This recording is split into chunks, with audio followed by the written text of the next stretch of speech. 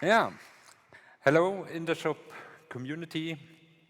I'm Toby, the real one, from the Digital Commerce Experts. We are an e-commerce agency located in Erlangen, in the southern part of Germany. Yeah,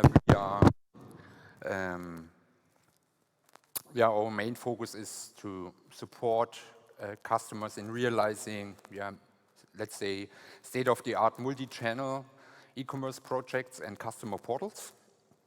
Yeah, but before we start, one question: who has already experience in international rollouts or is currently involved in such kind of projects? Can you give me a sign? Oh, that's quite a lot. That's quite a lot. You won't learn anything new today, so you have the chance now to change the track. Yeah?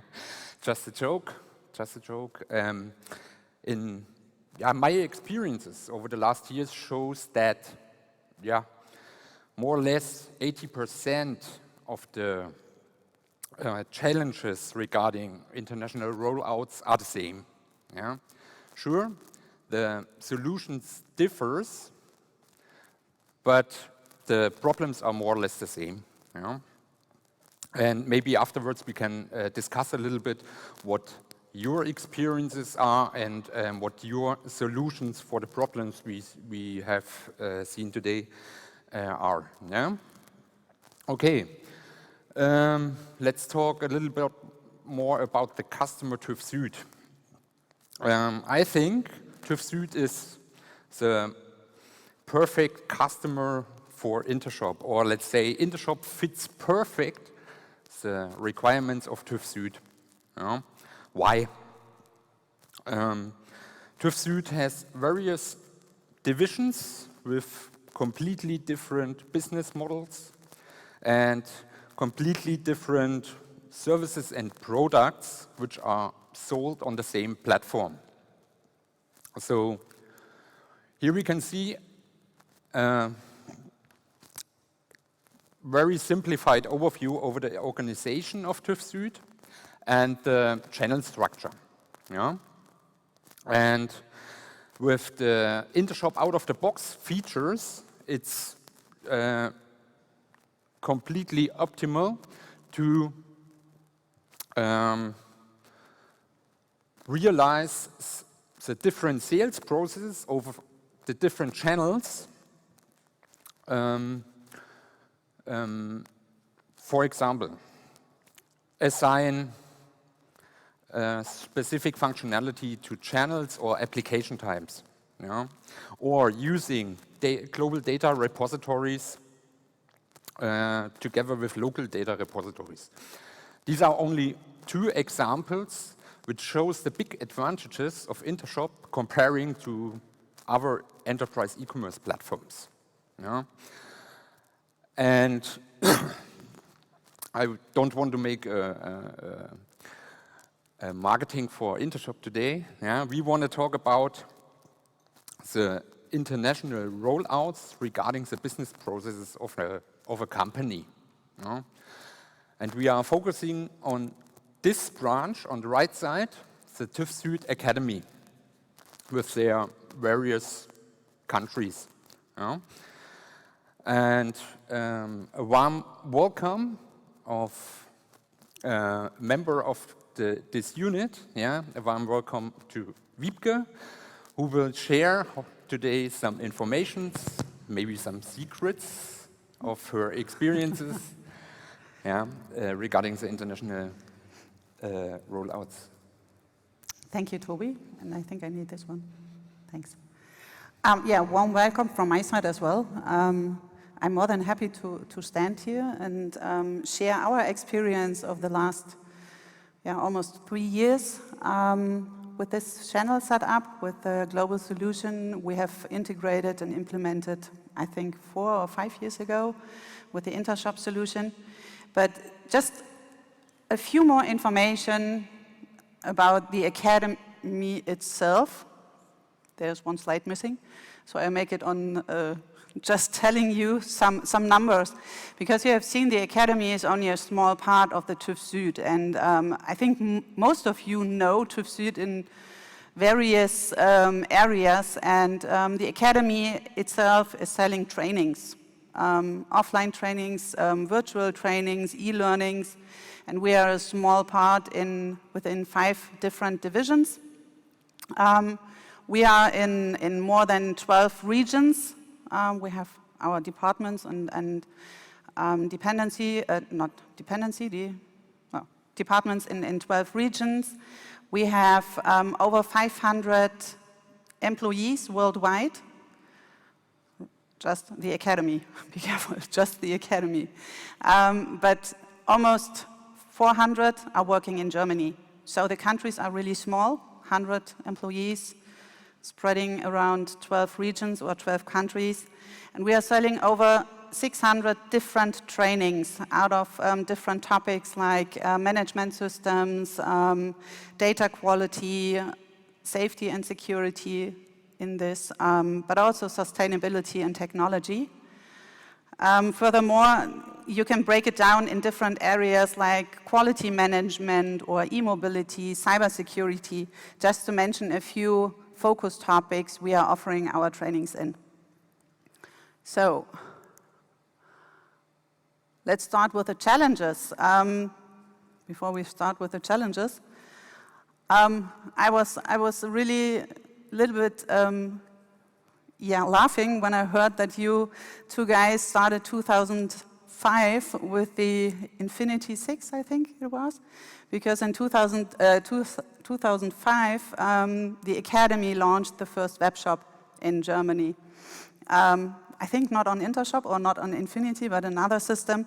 But so we have quite a lot of experience in web shops, but mainly in Germany. And back 2019, I think the decision was made by the headquarter to set this up globally. So they decided to implement a global solution for all countries and get rid of the local solutions in the countries, to use and to reuse more synergies and make it even cost savings for the countries. And we started with a German store 2 years ago, 3 years ago, and as a blueprint. And when I started with the TÜV Süd 2.5 years ago, I was told, now you can take the German store and roll it out in the countries. It is just copy-paste because you have a blueprint, just a little bit translation. And I think most of you who are already experienced in rolling out a blueprint or a channel internationally, you all know it is not just copy-paste. So we faced really a lot of challenges. A few of them we brought to share with you. And the first one is offline versus online. Some of the countries had already webshop solutions, some of them didn't have. So the first challenge was how we can optimize and get the best sales process for them in digital, so with an online shop, not only for the customers, but also for the business, to get a better turnover, better revenue. And furthermore, we had different systems. So we had to take a deep look which system can handle which information and give the system the correct strength. What we have done then is, one click ahead, sorry for that. Okay, I was told to click over there. We have involved the requirement engineers right from the start. And we try to talk with the countries about their requirements really deeply and honestly. We always question them, why do you need this function? What purpose is it? What do you think what the customer gets out of it? And and that was one of the success we had with the countries, really talk open and honestly about the requirements, and also to take them on the way of the change. Because some of them had to get rid of their old system, which worked perfectly. Now they were forced to use the global solution, so we had to sensitive them also for the change that is coming. One example is for what we have written down underneath, sorry. So I know what Mika meant with the this one. So what we found out there is, especially in Italy, they told me we need a B2B portal. We need a B2B portal in Intershop. You all know Intershop B2B, perfect match. But then we asked them and found out they don't need a real B2B portal. They need different functionalities. And we decided together with the Italian colleagues that some of the functionality we integrate in Intershop, but some of the information and functionality remains in the trainings management system. And so that is really to take a deep look and analyze what is really behind the requirement. The organization, the structure. You heard 500 employees worldwide, 400 only in Germany, remains 100 in 12 countries, around about 10 per country. That is not really a lot of manpower, because most of them are not only dedicated to the web shop, they are doing their main job, trainings management, they are coordinating, they are organizing, etc. So we really had to take a look into the manpower, how can we solve this issue, and we decided to create and define a matrix organization based with roles and responsibilities and persons out of different departments. Some of them sitting in the country, some of them sitting in the region, some of them even sit in the headquarter, and they share the work and the knowledge on more than one shoulder, and that makes it cost savings and easier for the country, because otherwise the countries had to build up their own e-com organization, which is not efficient for every small country. So it is really a lot of work. It is a lot of work exchanging in regular, so that all the team members in the organization are on the same information level. We all have to know our roles and responsibilities really, really clear, so that it is really a fluent work together. The third one, global solution. And believe me, it is really hard when you have to tell the countries you have to get rid of your local solution. We implement now a global one. That is really one of the most challenging topic. And the fear is in the countries, okay, it is global, we have no commitment in there, we can't tell them what to do, it is easier for us just in the local way to work in it and get our requirements implemented. And that is what we told them right from the beginning, that we have a dedicated global team working in there.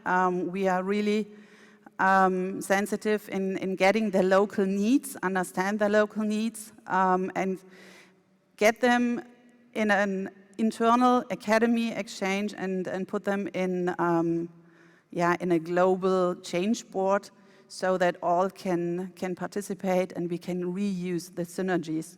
So for example, we have for the new upcoming store in India, we got the question, can we change the product detail page? And you all know a product detail page changing for one country, might be a good idea, not in every case. So we asked them and they told us what they want to have. And we said, wow, yeah, that could work globally. That is a good idea. So we will try to change it globally because of their local needs. And so that is a work together with different people. But in the end of the day, it is really cost saving. We can reuse a lot of synergies. And the last point, no fear of refactoring, is really important. We have tried out, and as I said, we are refactoring the PDP, our product detail page. But Tobias knows, we have refactored our architectural setup in the last half of the year, I think, and tried to establish what Tobias showed us with the so-called application types to make it more easier to handle also on the technical part. So the fourth challenge, and also have to remember to click over there, process and data. That is one of the most important issues in a shop, because a shop is not working without data and also not without processes. We had the big challenge, as I said, we started in Germany with a blueprint. And we said right from the beginning, we want to use as much as possible. We use the same interface internationally, we in Germany as well. But we have different back-end systems. So our product information, what we call trainings management system, is coming out of two different systems. In Germany, we have another one than internationally. So we use our middleware, our ESB, Enterprise Service Bus, and we use the software MuleSoft for translating and always sometimes also for setting rules. That the ESB is doing the job to get both systems together so that Intershop gets only one interface and one kind of information.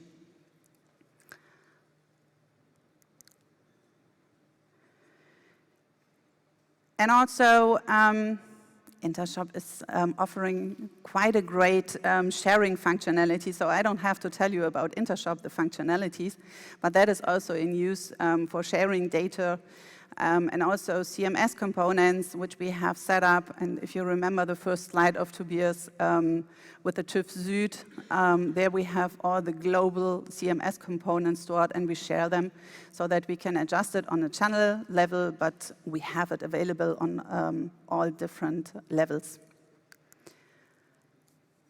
The biggest challenge we are facing right now, and I have to be honest, we are just starting with it, is going internationally worldwide.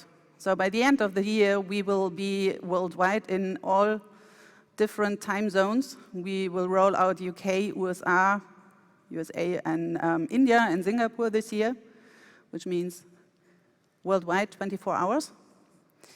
The biggest challenge is not the rollout itself. That is not a problem, but the ongoing support afterwards. It is about incident handling, it is about service hours, it is about when can we release? What is the best time slot to release new functionalities? So that is really the biggest challenge, and I'm really more than pleased if one of you have already experienced it.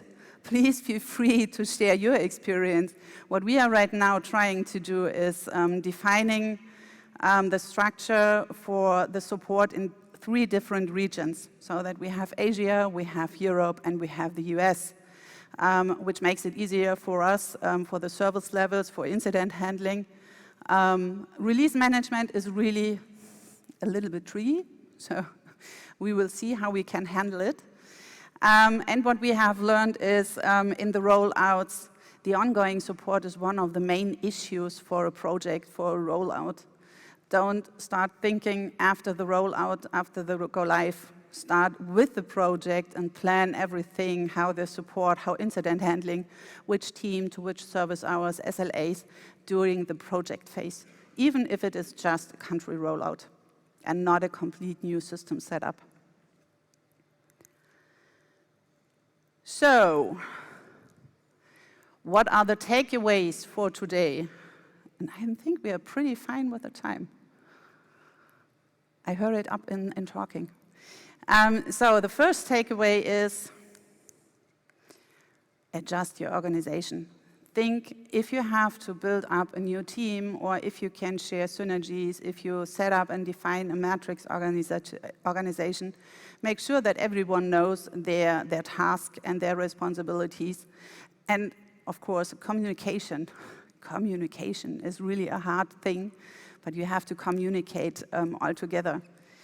No fear of changes means, yeah, what I said, if you have a local job which is working, but you have to take the participants and the responsible persons with you and on the change, don't hesitate and fear what is coming.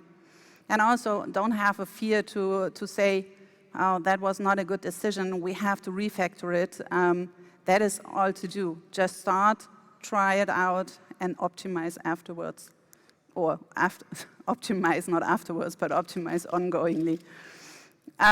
Yeah, and what was our main aim was, right in the beginning, the reusage, the synergies between the countries, between the interfaces, not only for cost savings, but also for the manpower and the work we have to do. And last but not least, choose the right partner. And that is really, really one main part. You have to be, and I have heard it in the pitches. It is the mindset. You have to work close together. You have to work as partner together, and not only as an agency and as a customer, but it has to be a close collaboration. So in that, and I think when you have everything in mind, it will be a success.